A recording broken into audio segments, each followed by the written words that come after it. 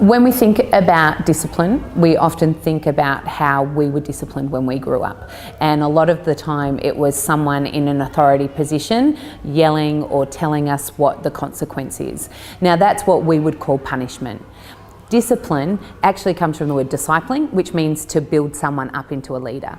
And so to do that, we actually want to get alongside them, help them understand what it was that happened and why they did it, and then what they need to do to fix things. So it's all about being calm and helping them solve their own problems rather than us enforcing something upon them. So let me give you an example.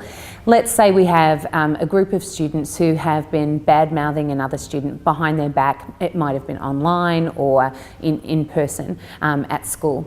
In that situation, a punitive or a punishment approach would be that the teacher or the person in authority would just go in.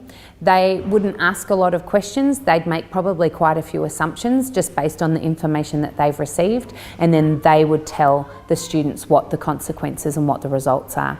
And that can have some effect. It tends to be short-lived, but the main concern with that is no relationships have been repaired, and normally the victim or the person who's been harmed doesn't feel safe to come back to school because they haven't had what they needed fixed in the problem.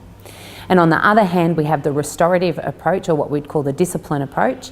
And in that approach, the person in authority, the facilitator, would ask each of the people what happened, who was affected, and what do they need to do to fix things. And then they'd bring them together, and everyone would get to have a voice and get to have their say. And the people who created the harm are responsible for fixing it, and my job's to help them do that. So for example, they needed to write an apology letter to the parents of that student, then I would give them some time to do that, check it, make sure it's okay, and then send it home for them.